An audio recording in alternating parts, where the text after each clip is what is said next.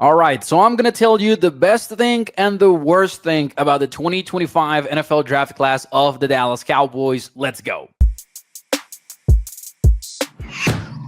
Hey, what's up, everyone? It's Mauricio Rodriguez here at A to Z Sports Dallas. 7 rounds of the 2025 NFL Draft are in the books, and that means it is time for UDFA. It is time to get a wide receiver some way, somehow. But before we do any of that, though, let's talk about the draft class, right? Because it's been one that has been controversial in social media. And I think I figured out the reason why, and I'll try to tie everything together at the end of this video by talking about the best thing and the worst thing of this year's class. Let's start with the positive. What should Cowboys fans really like from this year's class?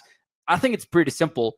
This front office, they stuck to their guys. They looked at their draft board and they consistently picked their favorite players without reaching for need, without taking different directions just because they had a roster hole they wanted to take care of.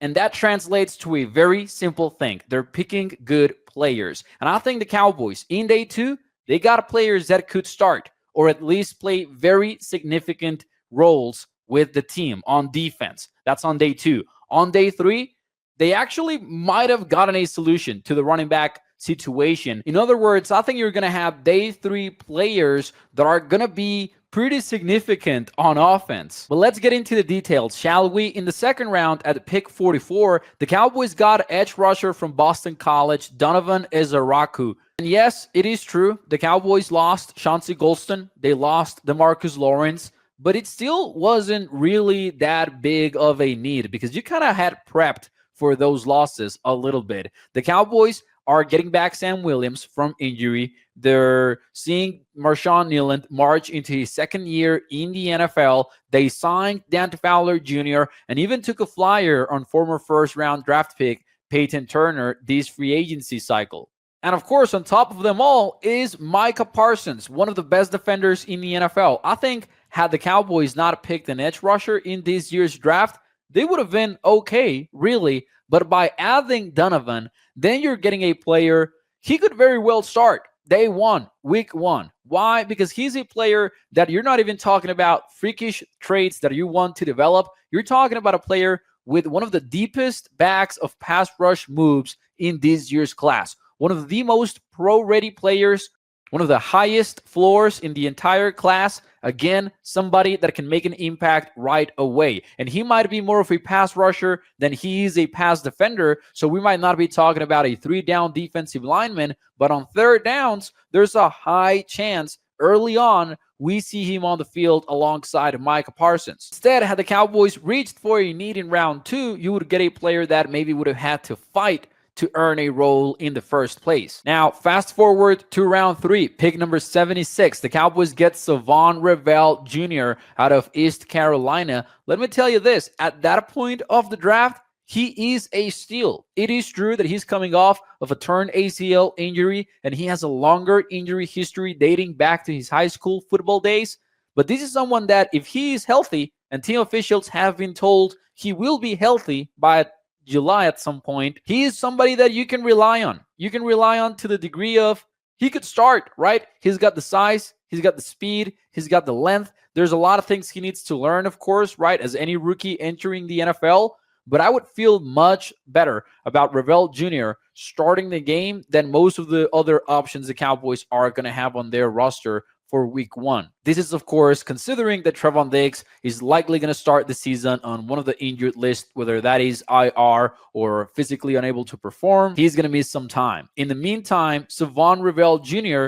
might have to accompany Theron Bland and maybe another nickel cornerback like, I don't know, Kellen Carson. But he's someone that can start. And they're getting that because they waited. And by the time there was a lot of value there at 76, they didn't hesitate. They made the pick. I think that's sticking to your best player available, even though at that point, you could still look at some wide receivers and be like, okay, we need to address this need. The same goes for running backs. You had options at that position, but the Cowboys were like, you know what? Nah, let's stick with the best guy on the board. Let's go with Savon Revell Jr. And I think that was also fantastic value. In day 3, they were so focused on value that they even double dipped at the running back position, choosing Jadon Blue out of Texas in the 5th round and then Phil Maffa out of Clemson in the 7th.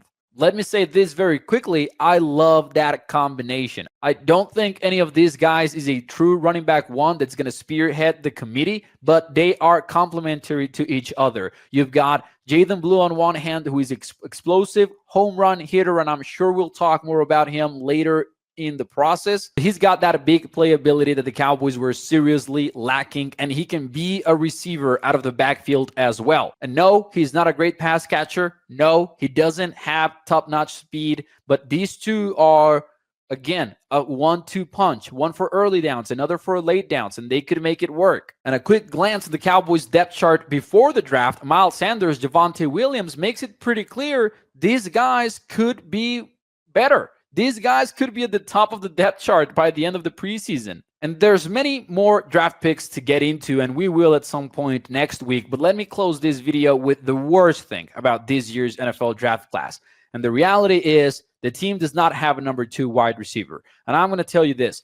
As soon as the Cowboys picked Tyler Booker with the 12th overall pick, I knew they were not going to get their wide receiver, the true wide receiver that they needed to really complement CeeDee Lamb. They were not going to find in the NFL draft, because you need someone that is ready to go, because that's the problem with the Cowboys right now. They've got dudes to develop already, right? You could look at Jalen Tolbert and be like, maybe he develops in his 4th year in the NFL. Maybe Jonathan Mingo with the Cowboys, 1 full offseason with them. Maybe that helps. But Dallas needs someone for week 1. And if you were not going to pick him in the 1st round, whoever you picked in the 2nd, in the 3rd, or later, he was not going to move the needle that much. But that's the reality of the Cowboys right now. Wide receiver is their biggest need. It already was their biggest need. And because they didn't address it early on, I don't know what they're going to do. They need to go get somebody in free agency. They need to trade for somebody. It is such an urgent need that I think they will. But for now, it is bad. And it is a hole in the roster that can cost you multiple bowl games when the season starts, which is why we're talking about this with so much concern. But if we're being totally objective here, that doesn't mean the picks were wrong. It means the overall approach to building the team might be wrong, but not that the draft was bad. I think it was a pretty solid draft. So enjoy it, Cowboys Nation, and we will keep breaking it down later in the week. Bye-bye.